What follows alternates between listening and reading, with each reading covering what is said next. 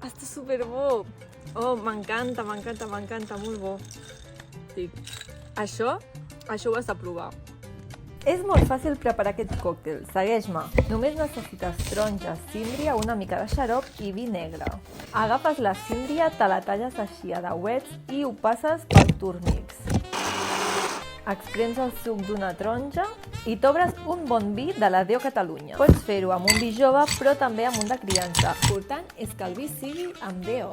I ja està, poses la síndria a la taronja, una mica de xarop i acabes d'omplir amb el vi negre que hagis escollit. M'encanta fer còctels amb vi. Real que amb vi negre pots fer còctels molt guapos. I ja ho tens, decores amb menta, canyella, mitja taronja i a gaudir-lo. O sigui, això és el clar exemple que el vi negre també pot ser refrescant, es pot utilitzar per fer còctels diferents i originals. M'agrada molt el toc que li dona la canyella i la síndria i la taronja estan allà, però sí que ressalta sobretot el vi negre. Combinació fantàstica.